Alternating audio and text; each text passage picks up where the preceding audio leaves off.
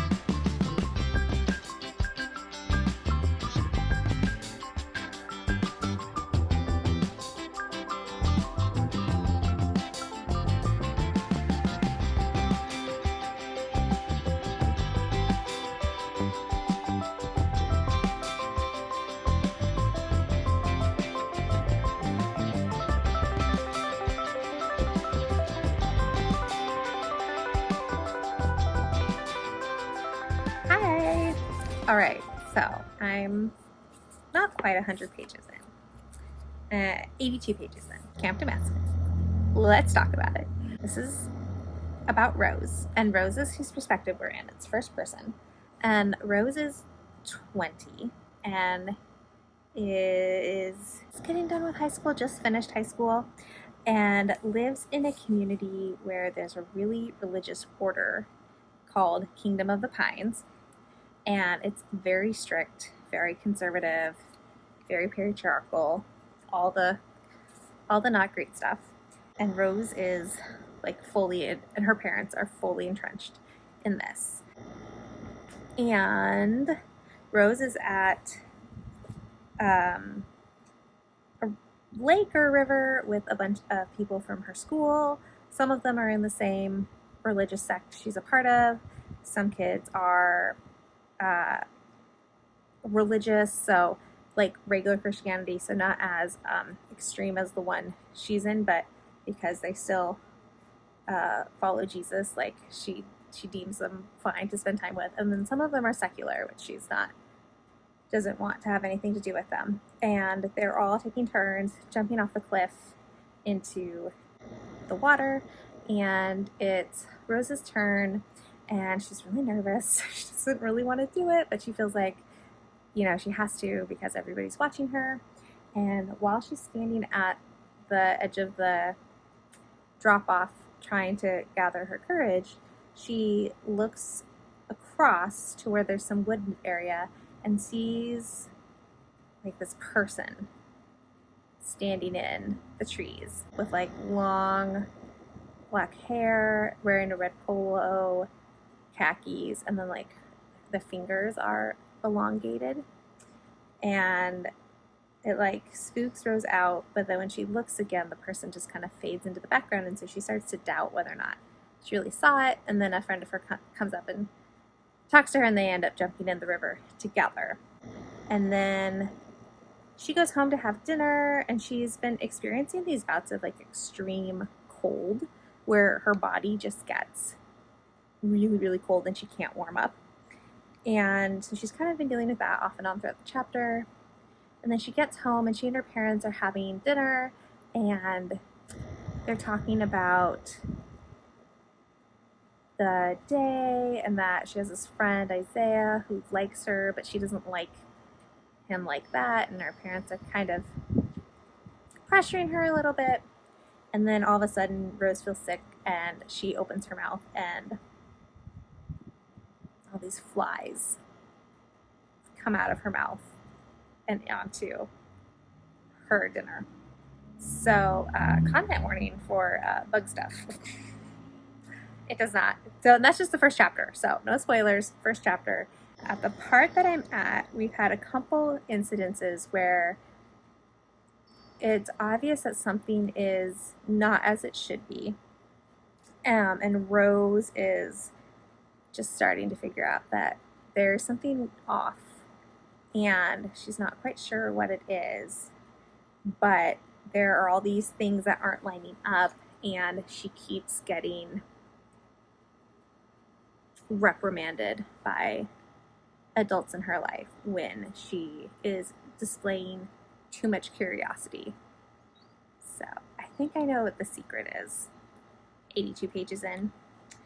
I don't think it's supposed to be that much of a secret, knowing like what the blurb says on the inside of the dust jacket. Like, I think we're supposed to. I don't think it's supposed to be that big of a secret, so I think I know where this is going. But I just have to tell you that there on the back, this book is blurbed by so many authors that I love. It's like N.K. Jemisin, John Scalzi, T. Kingfisher, Sarah Gailey, Mark Oshiro, and then J.R. Dawson, who I haven't read yet, but I really want to, and Ryan North, who I also haven't read, but like my husband is a big fan of his books. And I'm going to read J.R. Dawson's blurb because I think it's such a good blurb. And was kind of the thing that I was like, I was already excited about this book because I really like Chuck Tingle's internet presence, but then this blurb just cinched the deal for me. This book is for anyone who thought they were going to hell for being themselves. Chuck Tingle takes that fear and weaves it into a seamless horror, and yet it still proves love is real. It is a big hug to all of us who had to fight to find each other. All these blurbs are so good. I don't even care if they're not all real. Like, I know not every author actually reads the book they blurb, but I just love all of these. Anyways, I'm having such a good time with this. It's so stinking good.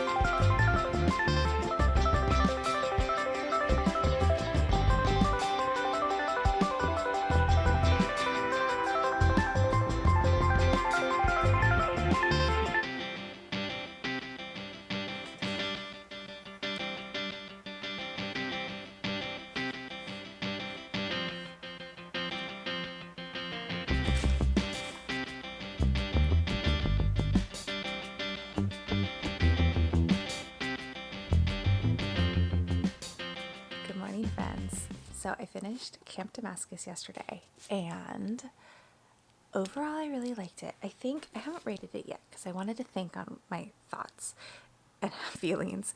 I think I'm going to give it 4 stars, maybe 4.25, because I did really like it. I think the pacing for most of the book is really good.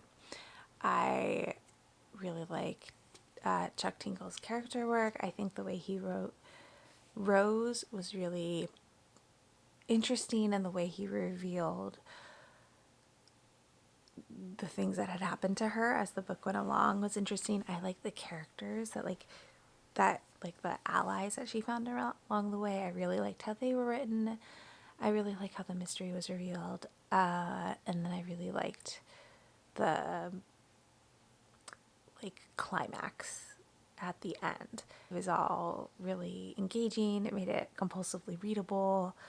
I think I mentioned earlier, of course, because this is the premise is an ex-gay conversion camp. So there is a lot of religious language, religious iconography, and Rose is really devout at the beginning of this book, and a lot of pretty much every single character in this book is really devout. So, don't know where you are with taking in religious content, but if it's something that's hard for you, then, I'm not sure if this would be the right book for you. You will be able to tell within the first 2 chapters if this is going to be good for you or if it's not the book that you should be reading right now. I went out with some friends last night, and 2 of us had read it, and one was halfway through, and we were talking about if we think Chuck Tingle either grew up in a religious community like the one in the book, or had someone close to him who grew up in that kind of community, or if he's just really, really good at research, because the language is so spot on. But I will say the reason it's not a 5-star is I did feel like the book resolved too quickly. I really liked his pacing throughout the whole book. I thought he did a really good job of building tension, having something happen, building tension, having something happen, but the tension never totally depletes. You're always tensed to find out what's going on. And so I thought that was all built so well. And then the rising action happens, and the action happens, and then the book finishes within a page and a half of that. And it just, I could have read another 30 to 50 pages of, okay, well, what are they going to do now? I would have really liked that. And I don't know if that's just not being familiar enough with horror. If that's just because I've read a couple of horror books where I've really liked them, but I felt like the ending was really abrupt and rushed, and it felt jarring after reading a book that's done such a good job of building tension. So I'm not sure if that's just kind of a thing horror books do. They just end abruptly, or if I'm just advertently picking up books that do that, or if romance has ruined me because I'm expecting, an epilogue that shows me that everybody is okay afterwards. So I'm not sure. If you are a horror reader and you have an answer, I would love to know what it is. Otherwise, I did really like this. I'm kind of bummed it's not a 5-star because, like I said, this was super highly anticipated book for me for this year. But I still had fun with it. I'm so glad I read it. I am really glad that I'm now reading horror, because I was excited about this when I first heard about it last year, when I wasn't really reading horror. I'd read 2. So I am really glad that I have had that evolution in my reading, because I could read a book that I was really excited about, and that's great. That's a win for me. I think that is it. As you can tell, decided not to get into spoilers, because this book is so new. It just came out on Tuesday. And, well, at the time this goes up, it came out last Tuesday, but still, I didn't want to potentially ruin it for anybody. If you want to read about gay people fighting back against bigotry, and, well, that's a spoiler. If you want to read about gay people fighting against bigotry and kicking butt and falling in love, read this. All right, that is it for me for this video. If you watched it all to the end, thank you so much for spending your precious, precious time with me. And now my nose is starting to run. And if you would like to leave a comment but you don't have anything to say, let's do a dragonfly emoji. And I will talk to y'all in the next one. Bye.